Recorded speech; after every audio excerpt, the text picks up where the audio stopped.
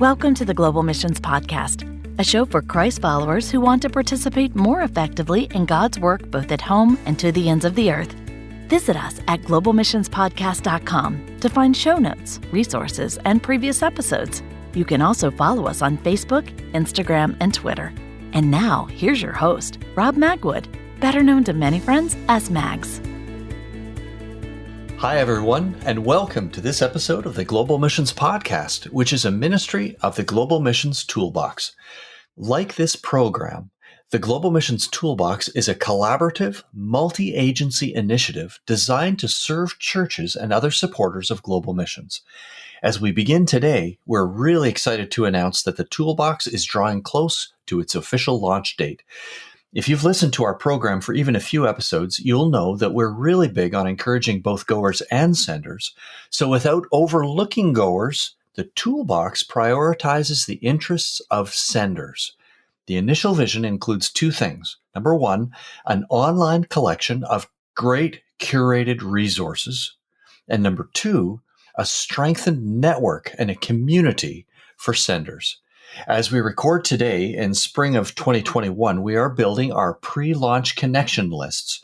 If you'd like to receive updates on the development and launch of the Toolbox, you can stop by our splash page, globalmissionstoolbox.com, and subscribe there. Some may wonder, well, what's going to happen to the Global Missions Podcast? Our plan is very simple. This program will continue with similar content and serve as one of the platforms, in this case, an audio voice for the Toolbox. We're expecting it's going to be a beautiful integration that will lead to more senders and more goers joyfully and faithfully engaging in global missions.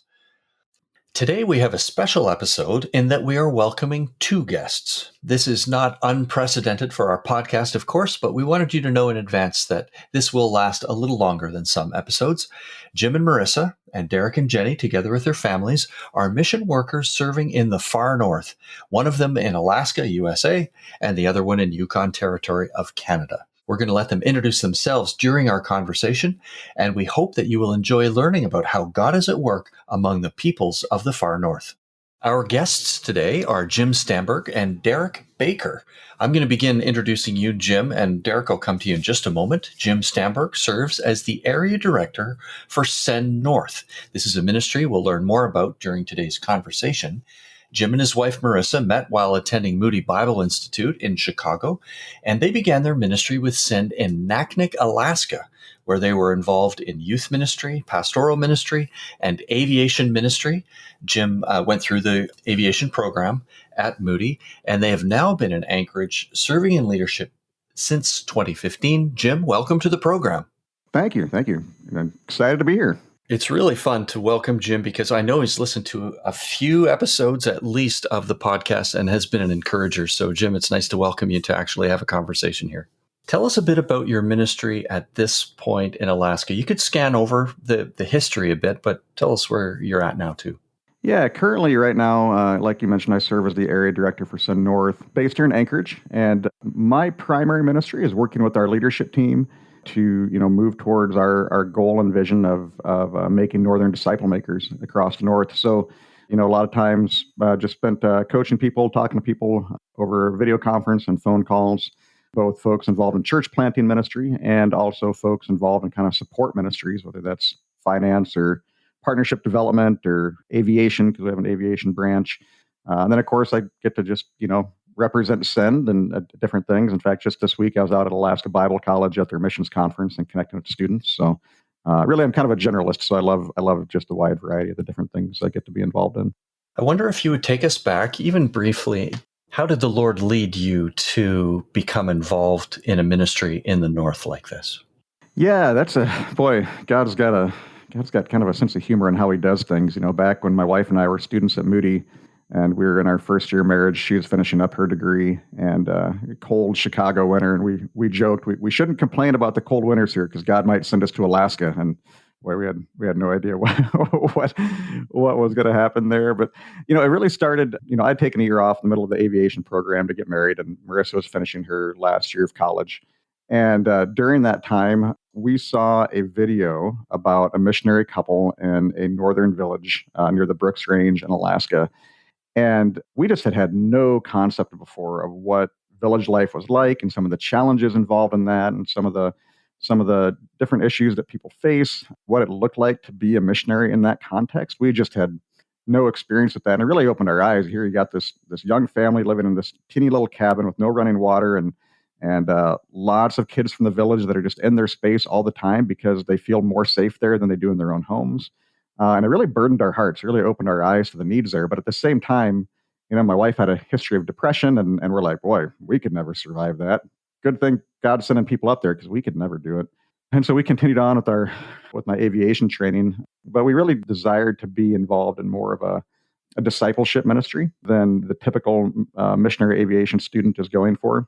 And so we started hearing more about what Send North was doing and how they had this team approach, and they like to have a pilot on a regional team to kind of tie the team together. And so we kept taking steps towards that.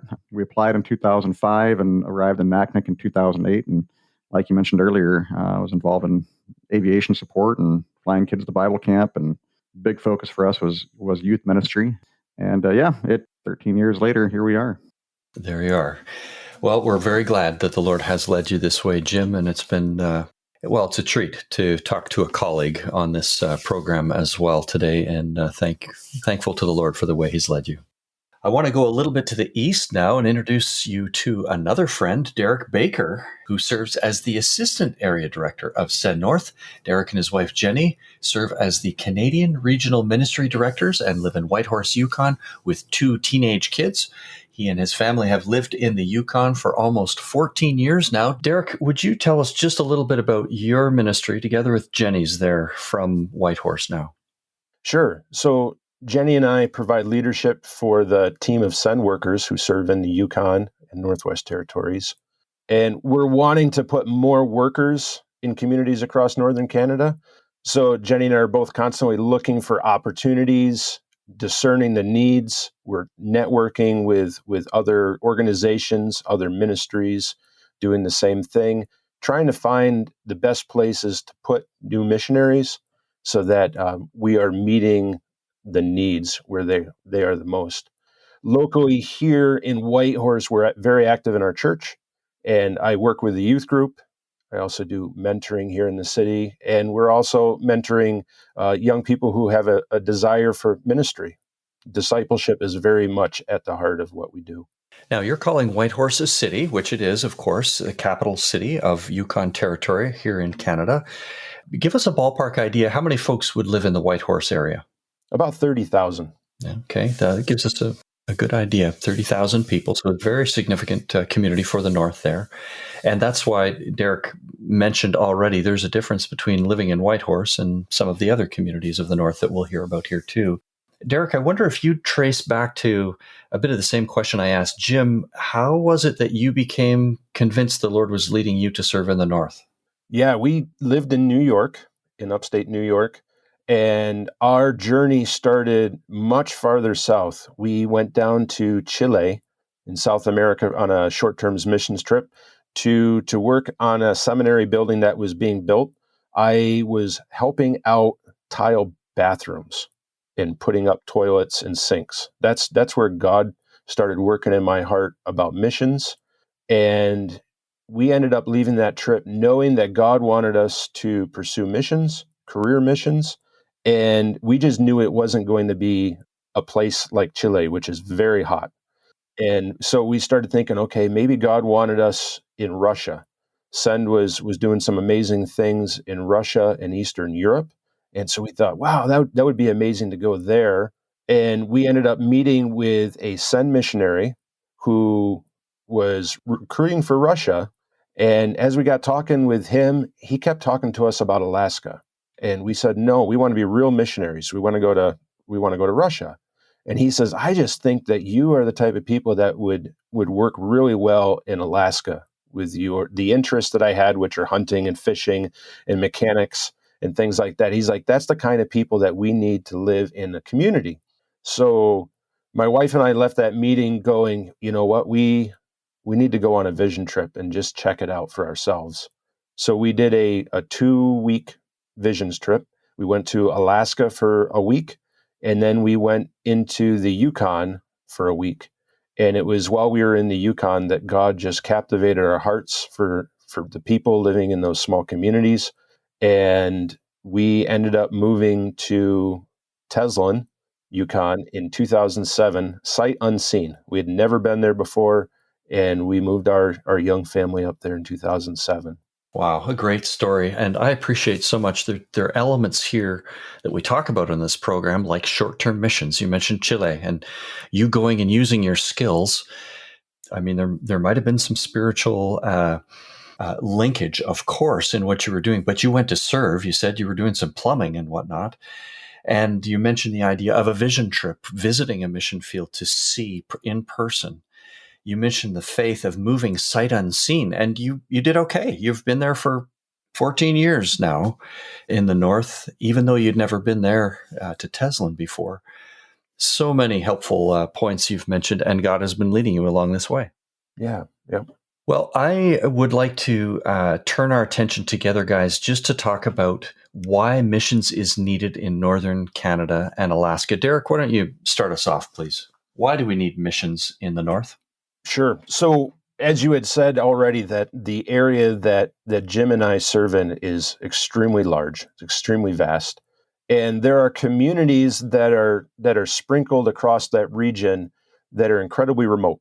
They are disconnected from each other. They are separated by enormous distances, and in some places, you have to fly to those communities. In other places, they might be connected by roads or seasonal roads, like an ice road in the wintertime. And in these communities, very few, or I would say there's a significant amount that have a lack of gospel-minded churches, where they do not have many believers who would be able to help disciple somebody else in their faith. Even though the internet has provided amazing resources for discipleship, there's no substitute for people living out their faith side by side with other believers and being able to disciple them in a cross-cultural context. It's disciples of Jesus Christ helping develop other disciples who are going to develop other disciples. And we just see that there's such a great need for people to cross cultural barriers and to be able to bring the love and the grace of Jesus to people living in these northern places. You've touched again, Derek, on something that is bright in these COVID days. We have learned to use technology and missions in new ways. It's been necessary. But what I hear you saying is we can't turn it all over to technology. We can't just go online and reach these remote places online. We really do need people to go there. So true. I mean, we've been able to see, and we'll talk about a little bit later, we've been able to see where God has definitely been using those tools, those virtual tools, and we don't have a choice other than to use those tools at this point. But because we already have people in many places who have spent the time, they've built the relationships, they've learned culture, they've learned language. It's been so key to have those people in those places that are remote and isolated, especially during COVID. Jim, I wonder if you would tell us just a little bit about the organization that you're helping to lead there, this element of Send International we call Send North. What's the vision that you have for the North? Yeah, you bet. And before I go into that, I just want to make one other comment too, just kind of tag on to what Derek was saying there on the whole technology bit and, COVID and all that kind of stuff. The fact is too, I mean, internet is available throughout the North, but its quality and availability does vary significantly. So, a lot of folks are on Facebook and that kind of thing, but streaming a church service or having a Zoom meeting or something like that for many, many villages across the North is not especially in Alaska. Yukon, Northwest Territories have better internet, but especially in the remote places of Alaska is pretty hit or miss. So it's, once again, that importance of that presence is really, really critical, really critical. So a little bit about Send North. So just a brief bit of history. We started back in 1937 with a couple, Vince and Becky Joy from New Jersey, another Moody grad, and they started what was then known as Central Alaska Mission in Glen Allen in the Copper River Valley of Alaska, and really had just an incredible ministry for many, many, many decades there. In fact, through that ministry, started Alaska Bible College and KCAM Radio and Faith Hospital, which is now Crossroad Medical Center. Just a phenomenal ministry to that region. But as Glen Allen became less of a rural outpost and, eventually was on the Alcan Highway more of a place that, there's more services and whatnot available to leaders of our past. Realized that there were many, many needs across the North from a church planting perspective, a pioneering rural church planting perspective. And so they helped each of those different institutions spin off and become their own organization. And we went back in the early 2000s towards a focus on rural church planting, disciple making. And so we went from having just a few families involved in church planting in rural Alaska and northern Canada to they did a 105 new missionaries in 5 years campaign. At that point, we ended up getting close to 30 families, if I remember right, Derek. You might have a better memory on that than I do. Yeah, I think you're right. Yeah, but both Derek and I were kind of recruited around that time and brought in. And so where we're at today, we've got folks as far west as Hooper Bay and as far east as Yellowknife, Northwest Territories, as far south as Kodiak, and as far north as Ellicott and Fort McPherson, Northwest Territories. So we're incredibly widely spread. We have a team focus in what we do, really trying to keep people connected to one another and not become isolated or discouraged. And our folks fill a variety of roles. Some folks fill kind of a traditional pastor role for maybe a small church that's not quite able to stand on its own. Some of our folks are in kind of more of a typical pioneering church planting role where there is no local church and they're just building relationships with people. But we also have a number of folks that serve in what you might call a bivocational or a marketplace ministries approach. And for example, one of the really successful things we've had with that is folks that come in as teachers. So they join us. They have a heart for missions, but they're also certified public school teachers, and they look for teaching positions that are open in some of the regions that we're working in. And they get hired as a public school teacher.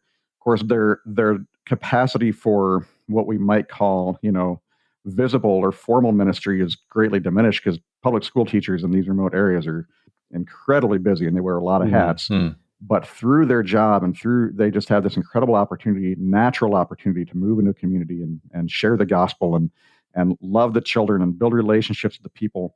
And once again, being part of a team, we really saw God work through that when we were out in Naknek in a lot of ways, where there was a couple of school teachers in a remote village, and they'd bring, they were living with the kids, and then they'd bring kids to a youth event that we had in Naknek. They'd go back, and then they took the kids to a Bible camp. They got saved there, and then they'd go back, and then they could disciple them. And it was just kind of this, this team aspect of seeing God develop new followers of Jesus through them. So yeah, wide variety of people filling different roles. We have folks that are mechanics. We even have somebody involved in law enforcement right now. People have done internet installation, wide variety of things, and just really looking for ways to connect with people and serve the community. Right.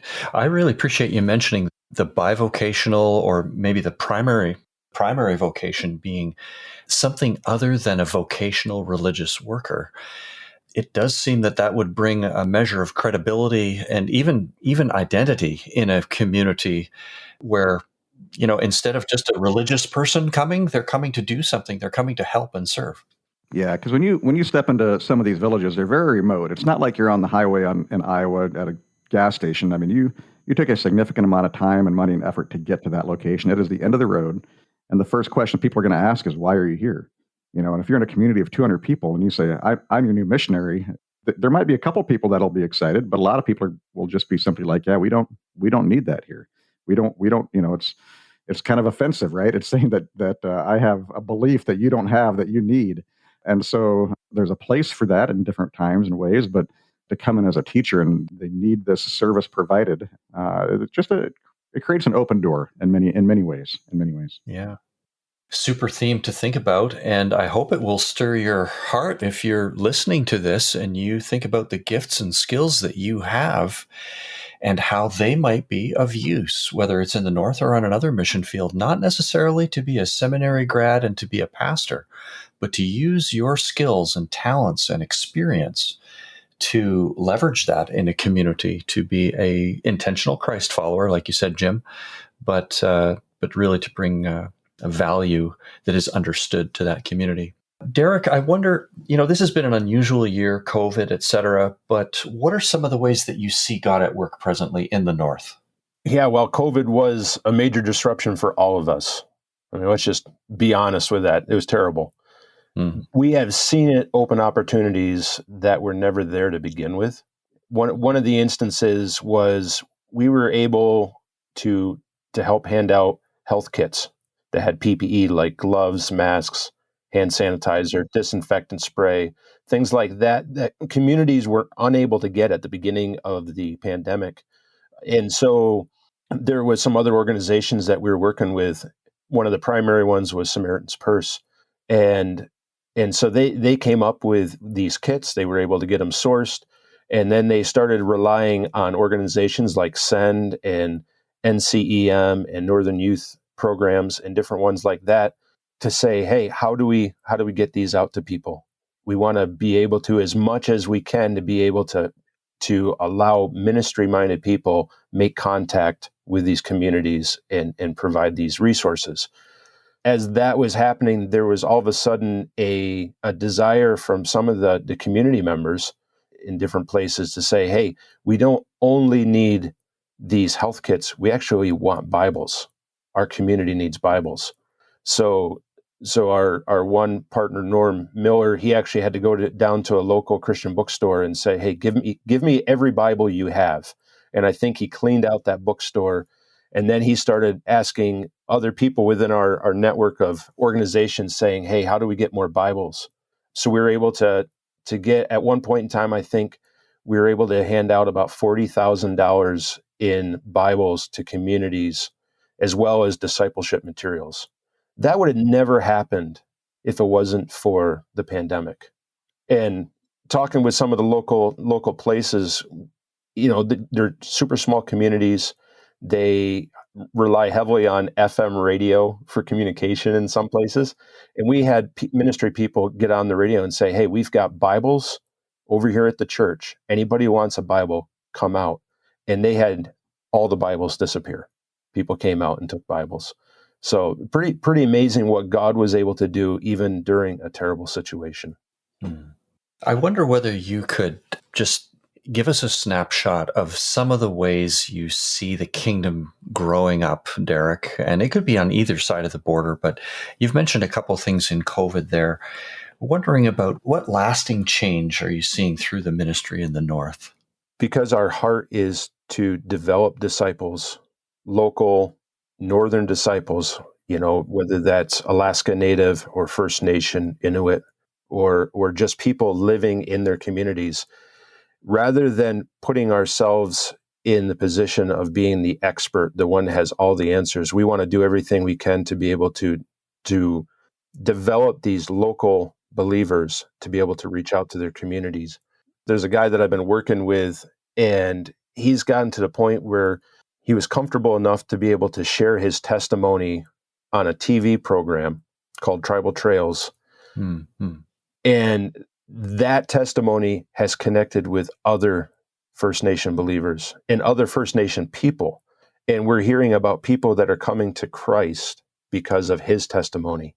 Now, Jim and I, we could get on that same program and say many of the same things, but that isn't going to have the impact that a First Nation believer or an Alaska Native believer is able to have amongst their own people. And that's what I'm really passionate about is raising up local believers who are going to spread the message to other people in their communities. It's slow. For sure it's slow. It's a very tough place.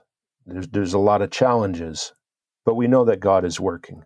Mm-hmm. Derek, I appreciate you mentioning the pace of things just toward the end of your comments there. And it's just pretty evident that it's going to take time to do this. This is not something that could be accomplished in a 2-week short-term mission. And I don't want to say there's no value in the 2 weeks, but you're talking about long-term investments and building relationship and trust. It's going to take time, hey? Yes, absolutely. I'm not saying that somebody who came in for a short-term job wouldn't have an impact. I know that God uses his people, but it does make a big difference when you have somebody who spends time, they build relationships, they establish trust. I know for us personally, when we lived in Teslin, people were asking me, especially the first few years, how long are you going to stay? How long are you going to stay? Because they're used to transient people coming and going.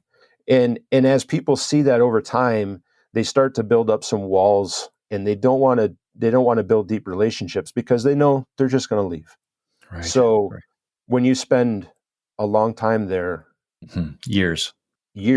Yeah, I think it was probably about 6 or 7 years into living in Teslin where the elders started to actually use my first name.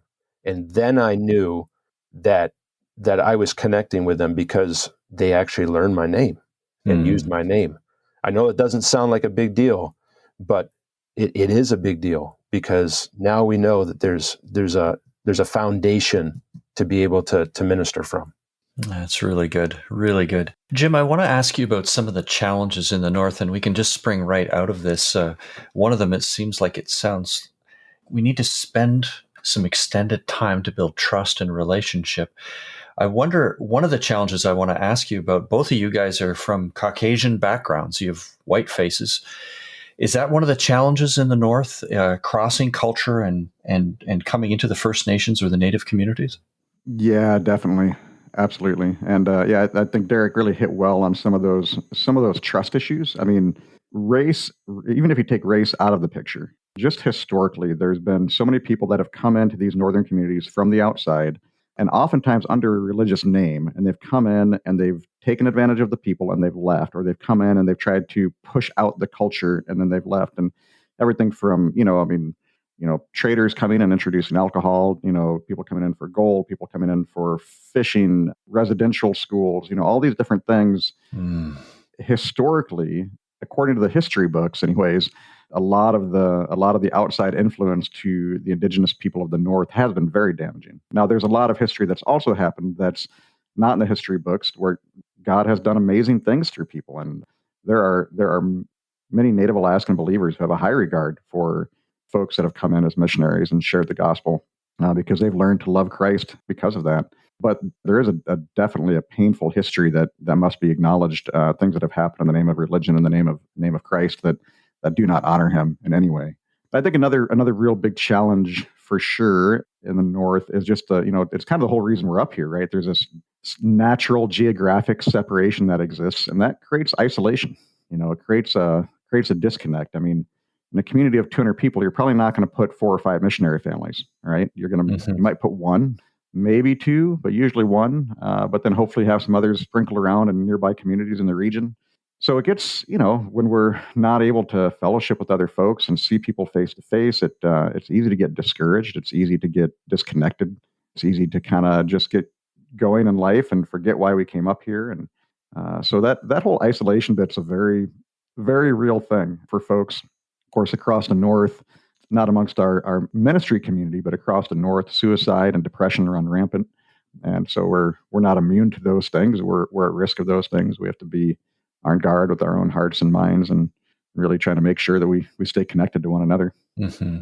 Which is one of the reasons why your ministry is so important as a coordinator. And you mentioned earlier on, the communications and keeping a healthy sense of community, even amongst our workers as they serve their communities. It's a Absolutely big part of your work. Mm-hmm.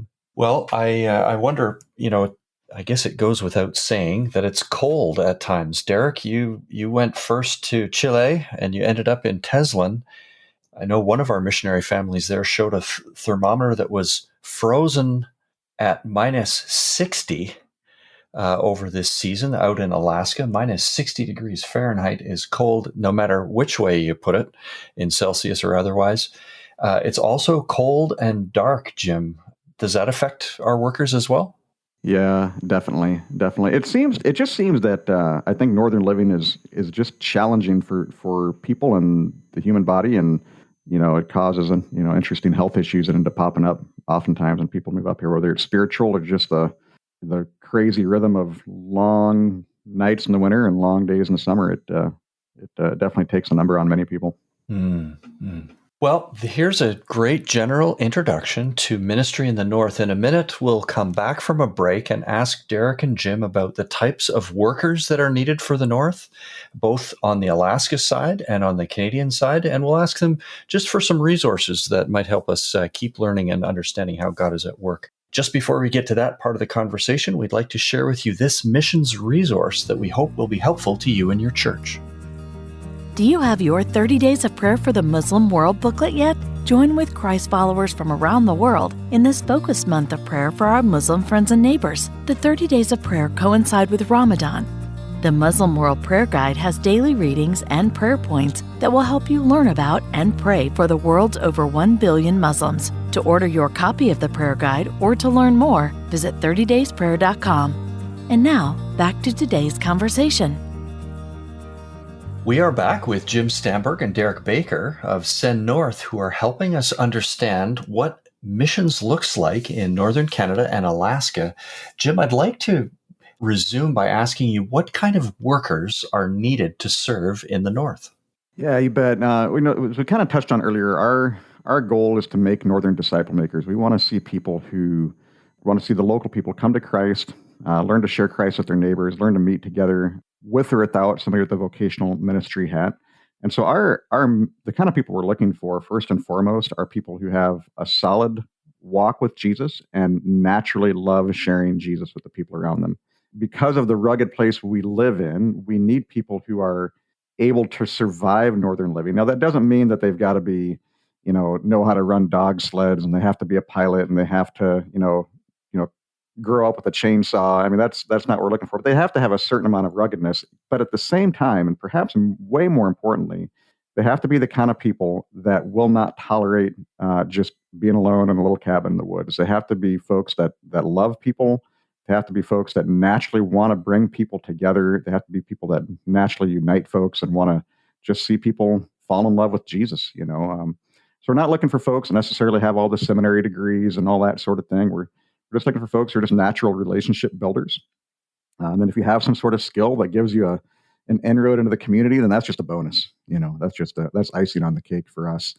So yeah, that's kind of really the kind of folks that we're looking for. Of course, we have folks on our kind of our support side of things as well. So oftentimes we're looking for folks that are just servants and yes people and willing to help with, finance or mailing member care packages to folks in the bush or helping run our guest house or different things like that. There's a number of different kind of background roles that we have as well. But in general, the kind of folks we're really looking at to go out in the villages are just they're relationship builders. They love Jesus and they love building relationships with people. That's good. I did see in one of the publications that just came through in the last week that there's an opening to serve at one of the guest houses at Send North. Yes, so there is. This team is watching for maybe a couple, could be a single, but maybe a couple who would come and care for a guest house that would be really just a center point, right, for some transit of missionaries or other guests that are coming through. Yep. And not just for our people, but we make that available to a number of other like-minded ministries across the North. It's based right here in Anchorage. And yep, that's a urgent need we have on the table right now. There you go. It went by very quickly, Jim, but I want to mention it. There's great cooperation between many agencies in the North. Derek, earlier you mentioned NCEM, Northern Canadian Evangelical Mission. There are other partners that we serve with as well. And I appreciate this is one of the fields where we see great collaboration between agencies. On both sides of the U.S. and Canadian border. Derek, I'd like to come back just the type of workers we need in the North. Is that about the same for Canada as what Jim described for Alaska? Yeah, Jim did a great job of talking about what we need as a whole field. On the Canadian side of the border, we see, especially in these communities, the need to have some sort of role. Jim had said earlier, like when you show up, people are like, why are you here? They want to know, where do you fit? Where do you get plugged in? And so being able to have a job, whether it's a nurse or a teacher or a youth support worker, like a rec director, there's all sorts of different opportunities. And generally there's jobs available, especially on the Canadian side. There's many jobs available that are even government jobs. That allows you to have a platform where then from there you can build relationships. You might be able to start a Bible study. You might be able to mentor someone. And that's where you get those opportunities to have spiritual conversations. Something that we have done in many of our places here in Canada is encourage participation in as first responders. Now that's not for everybody, Not everybody's wired in that way, but we seem to have had quite a few members come who have either joined the local EMS department or the fire department as a way of both connecting to other people, but also to actually provide real practical help. That's something you've done yourself, right? I did myself. I started out in the fire department and volunteered there, and then it wasn't too long before EMS recruited me in as well, and I was doing both. And I think that enhanced my ministry almost more than anything else. Was joining those volunteer organizations, and then I was able to help people. I had many patients in the ambulance ask for me to pray with them, which I thought was amazing. I've had times where I'm in the fire truck coming back from a call, and the person sitting in the seat next to me start asking me questions about spiritual things, and I've been able to share Jesus Christ from the front seat of a fire truck. I've been able to pray with people that have been in car accidents. It's those types of opportunities that I may not have otherwise. And so that's something that's an opportunity. We just want people to be able to get involved in their community and start living out Jesus Christ and living out the love and the grace that he has poured into our lives. Mm-hmm. That's great. Well, I'm glad we've kind of featured this idea of the bivocational. By bivocational, I mean you're there with a vocation, but you have an intention to be a Christ follower where God has placed you using whatever career or skills, experience that you might have. Jim, I want to ask about interacting with churches in North America. And by that, I mean the warmer part of Canada and the lower 48 in particular, where many of our listeners are. What are some of the ways and opportunities that churches have to be involved in missions in the North? Yeah, there's a lot of ways to be involved. The most obvious that I think goes without saying, but I should say it, is just the important role of sending well and supporting folks who are in these villages and committed long term. They really can't be there without healthy churches to back them up and encourage them and keep them going. So that's a big one. But as far as teams from churches, there's some other things. I mean, there's a number of different Bible camps that often like to have church teams come and help either with campers or in background roles. And we love the Bible camps across the North. We don't personally own or run any Bible camps as Send, but we partner with a number of them and love them. They have a critical role to what's going on here. So they're oftentimes looking for church groups to come. Another thing that I'll plug is we have an annual conference for our folks every year in early August, and we have a Northern Ministry training event for a variety of different organizations at the end of May, and we often need help with childcare and food and leading worship at our annual conference, all sorts of things like that that we often look to churches to help pull off so that our folks can not try and be the ones doing everything, because they're often the ones doing all those things in their own community, so they can kind of step back and help. Another thing that we do is if there's a church that's just really feels drawn to partnering with us in the North, but just doesn't know what that looks like, we do something called surge trips in non-COVID times. We've been doing them virtually recently. But where we invite church leadership or missions committee leadership to come up for a few days, and if it's in Alaska, we put them on an airplane and show them several different villages, introduce them to some of our people. If it's in Canada, then they'll drive around to the different communities and just really introduce them to life in the North and help them to get a picture of what the needs are and how their church might really partner in a more long-term way. Well, there's a few more ideas for us here as far as ways that you can learn about ministry in the North. And it's true, we want to continue sending workers to some of the faraway places we talk about in missions. And in some cases, we might want to send some workers to the North.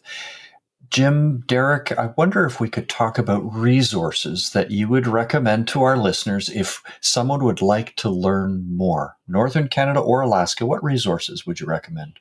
Yeah, two fairly recent ones come to mind, both written by former folks in our team. One is written by Don Ernst. It's called Alaskan Bush Adventures, and Don is recently retired. Him and his wife are now pastoring a church up in Fairbanks, and him and his wife spent a couple of decades in a small village in Alaska, and it's kind of devotional in nature. It's a lot of just bush stories. He's a natural storyteller, and it's really actually kind of geared towards men in particular. Just short, easy stories to read with good spiritual content in them. easy book to read. So definitely recommend that. It gives you this kind of big picture of what life in the village is like and the relationships and outdoor living and all that sort of thing. The other book is by Carella Roberts called Colliding with the Call. And her and her husband, they came up as public school teachers, and they spent, about 7 years here, I think, in the state. Now they're teaching over in Thailand. But it really wrestles with what it means to follow God's call, and recognition that following God's call doesn't mean things are going to be easy. In fact, quite often He's going to take us apart in the process so that we might walk more closely with Him. So both very different books, both relatively easy reads, and highly recommend both of them.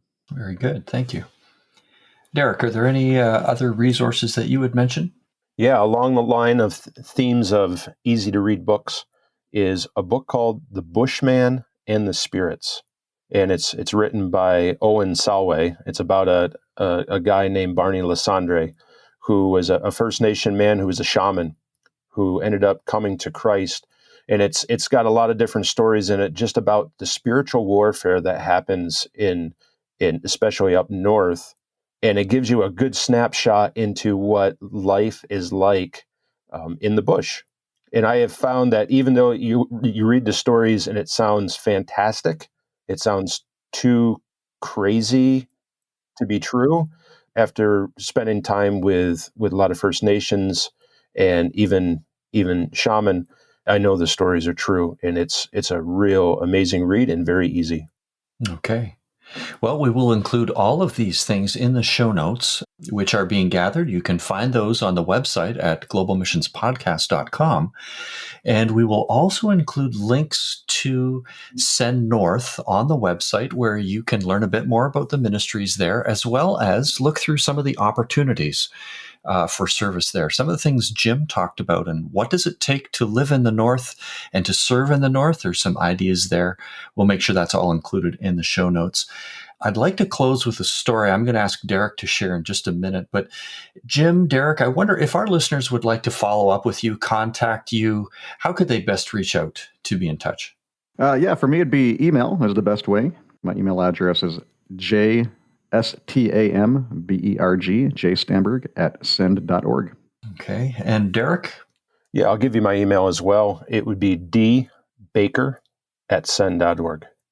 Very easy. We'll have that in the show notes as well. And these gentlemen have made themselves available if you've got questions. Derek specializing perhaps to some degree on the Canadian side and Jim on the U.S. side, but they serve well together. So reach out to either of these gentlemen and they'll be glad to be of service to you.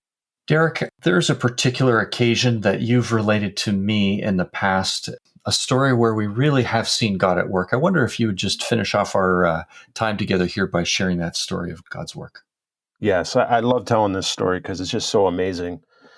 So I became friends with a man who was training to be a shaman, and he was in training for 27 years, and he was someone who is always looking for power, looking for meaning, but even deeper than that, he was looking for forgiveness. Some things had happened that he was involved with early on, and he just wasn't able to find forgiveness with himself, forgiveness with others. He got involved in different ceremonies. One of those was Sundance. And if you know anything about the Sundance Festival, it is pretty horrific what people would do to try to find forgiveness and to pay for their own sins by cutting themselves and removing flesh from their bodies in terrible ways. And so he was part of this. He even ended up going down to Peru to be a part of an ayahuasca ceremony. He came back from that ceremony one time, and he was talking to me. We'd become friends. And he said, I had a vision while I was in Peru. They took a hallucinogenic drug called ayahuasca. And while he was in this hallucination, God actually gave him a vision in which he realized that he was so hopelessly lost, that he was going to hell. He had always thought that he could be close to God, and that if he wanted to be near God, it would be like stepping out of a boat onto shore. But in that vision, he realized that the boat that he was in was so far away from shore, there was no possibility of ever getting to the shore, to God. So he came back from that trip, and he was talking to me, and said that he was interested. He believed that he had a relationship with Jesus, but he wanted to have a Bible study. And we started having a Bible study in his home. And as we were watching a video, we were actually watching a Francis Chan video, and he said, "You know what? I think I'm missing something. I feel like I'm missing a step." And I said, "Well, have you ever accepted Jesus Christ in your life? Have you ever asked him for forgiveness?" And he said, "No." So I said, "Well, hold on, let me read you some verses." So I quick opened up my Bible, and I just led him through the Romans road and just allowed him to hear some of those verses. And then we got to that point where, it says, "For all who call upon the name of the Lord shall be saved." I said, "Do you want to accept Jesus today?" And he said, "Yes, I do." And so we ended up getting down on our knees in his living room, and he just started praying. And the person who started that prayer was not the person who ended that prayer. God changed his life. Later on, I was able to baptize him in Teslin Lake, which, if you've ever been baptized in a Canadian lake, it is a experience you will never forget. It is extremely cold. He was baptized there, and sometime pretty soon after that, he called me up and he said, "I have some things that I used in my practice as a shaman." He says, I need to get rid of them. I want you to come to my house and tell me what I need to get rid of." And I said, "Not a chance. I am not that kind of missionary. I will not tell you what you need to get rid of." But I said, "This is what's going to happen. You're going to go home today, and when you go into your house, the Holy Spirit is going to start showing you what he wants you to get rid of." And he went home, and later on he called me up and he said, "Yes," he said, "exactly what you said. God revealed to me all these things that I need to get rid of. Will you help me get rid of them?" And I said, "Yes, that I can do." And so You are that kind of a missionary. I am that kind of a missionary. So he said he wanted to burn them. And I'm like, "Okay, if that's what you want to do, that's great." I said, "Where are we going to do it?" He said, "How about down on the beach where I was baptized?" And I said, "That's an amazing thing." So I called up one of my other Sen missionary friends who lives in Teslin, and he came out, and another guy from our church, and we went to Doug's house. And I was thinking that maybe it would be a little box of trinkets, but it ended up filling the back of a pickup truck with items and bags and boxes and just all kinds of things. And we went down to the beach, and he would show us what each of the items, what power that item had, what each medicine was for. He even had a rock that had a face on it that he would pray to. All these types of things that he got rid of. And we would stand around him and pray, and we would sing songs, and we would read scripture while he was doing this. And he said the fact that he wasn't attacked by demons, by spirits, proved that Jesus Christ, that God is the most powerful being. It was such a testimony to him. And now, years later, he's allowed his testimony to go public. He's been on Tribal Trails TV show, and his testimony has gone out. And other people are choosing to follow Jesus Christ. Other people are choosing to get rid of the items, the medicine bags, the things that have a spirit connection, a demon connection to them. They are choosing to follow Jesus Christ and to get rid of those old ways. And I think that is like one of the most beautiful and most important things I've been a part of. Mm-hmm. Wow. It just puts us in mind of the book of Acts as God works powerfully to bring his truth to people who understand it, and to see the beautiful response and obedience of this gentleman in this case. And what a blessing, privilege for you to be alongside, and you were part of God's plan there, Derek. Praise the Lord. Well, gentlemen, I just want to extend a big thanks on behalf of our listening audience for the time you spent with us to help us understand a little better how God is at work in the North and how people might be involved. Thank you so much for doing this with us, and we continue to pray for God's direction and blessing as you serve with your families in these days, and Lord willing, until he comes again in the days ahead. Jim, thanks so much. Derek, thank you. Thank you. It's been a privilege. I was grateful for the opportunity to talk today with colleagues. Jim and Derek are representatives of many fine servants who are living in the North as God's representatives. Perhaps your heart has been stirred about God's work, and for some of us that means right here inside the borders of our own countries. Remember, you can check out the show notes with resources and links that were mentioned along the way. Today's episode is brought to you by the Global Missions Toolbox and produced by Send International in collaboration with other like-minded agencies. Remember to stop by the Global Missions Toolbox website and subscribe if you'd like to receive updates on the upcoming launch. And on behalf of the team, thanks for listening. Join us again in 2 weeks when we'll continue to explore this grand adventure of being Christ's witnesses to the ends of the earth.